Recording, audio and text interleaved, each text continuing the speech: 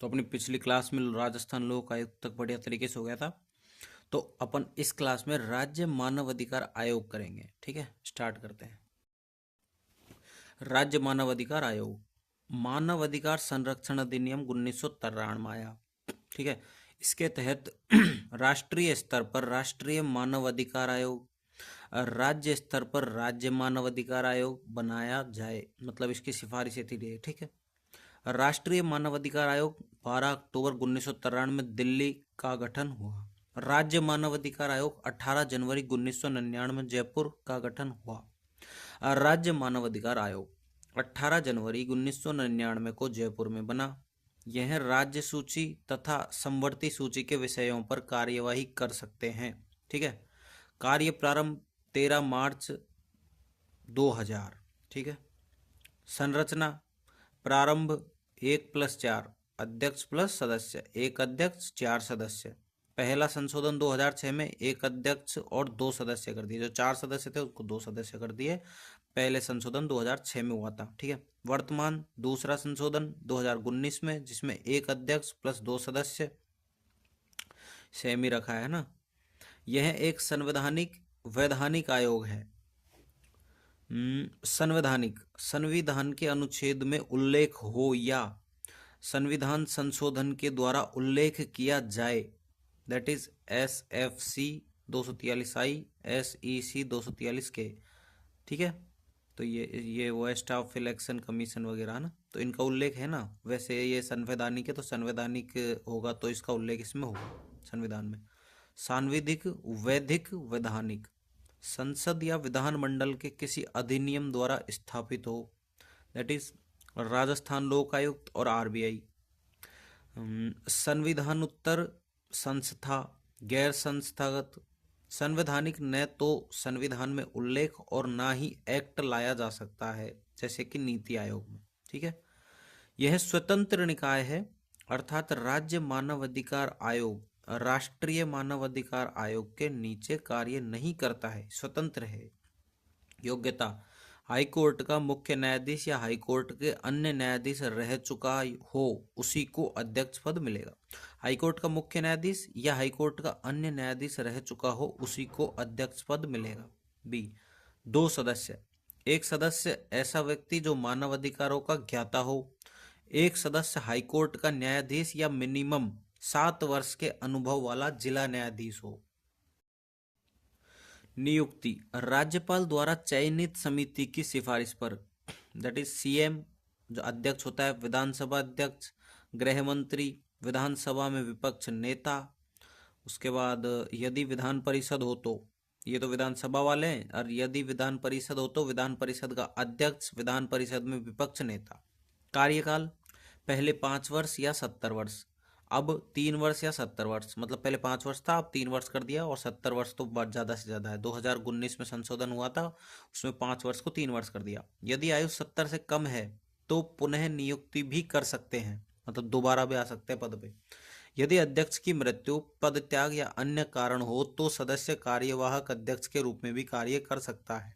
ठीक है, त्याग पत्र, स्वयं के हस्ताक्षरित लेख द्वारा राज्यपाल को देकर हटाया जाना। कदाचार या असमर्थता के आधार पर सुप्रीम कोर्ट जांच करेगा, वह इसी को आधार मानकर राष्ट्रपति आदेश से हटाया जा सकता है। राज्यपाल के प्रसाद पर्यंत नहीं होता है।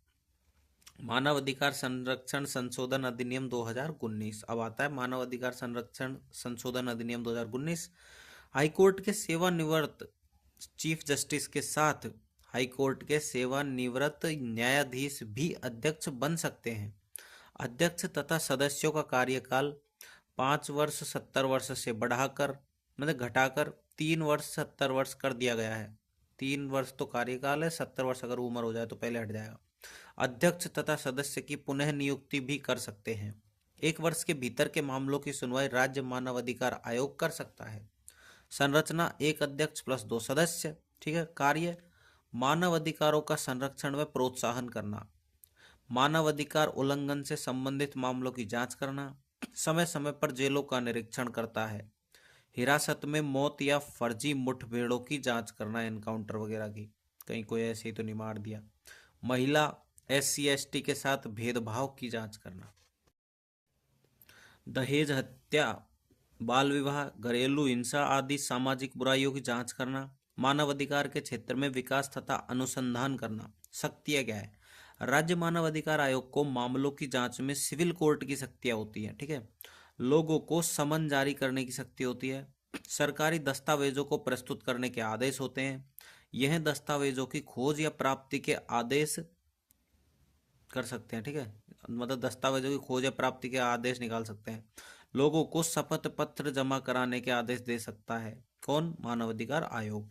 यदि मानव अधिकार आयोग के आदेशों को न माने तो न्यायालय की अवमानना की कार्यवाही की जाएगी, कंटेम्प्ट ऑफ कोर्ट, ठीक है।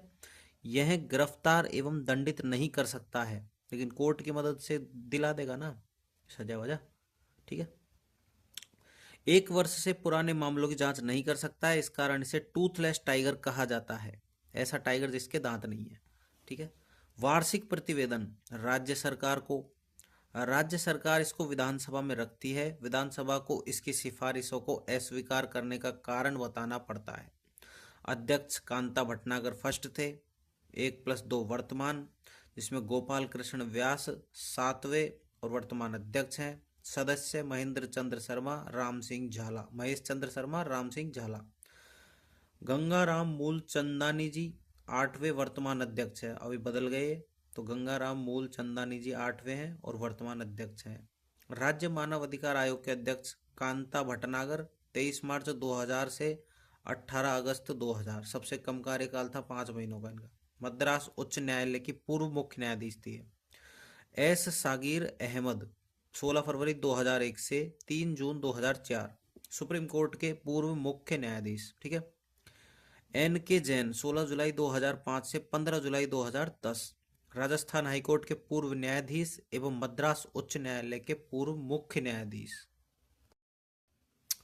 प्रकाश टांटिया 11 मार्च 2016 से 25 नवंबर 2019, राजस्थान हाईकोर्ट के पूर्व न्यायाधीश एवं झारखंड उच्च न्यायालय के पूर्व मुख्य न्यायाधीश।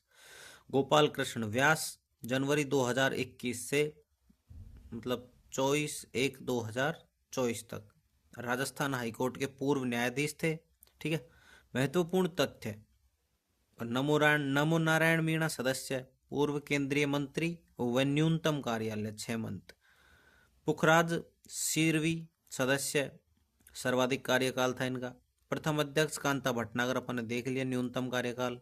अध्यक्ष के रूप में सर्वाधिक कार्यकाल था एन के जैन का। राजस्थान मानव अधिकार आयोग के प्रारंभिक 4 सदस्य: अमर Singh Gudara, R K Akodia, BL Joshi, Alam Shah Khan. Amar Singh Gudara, R K Akodia, BL Joshi, Alam Shah Khan.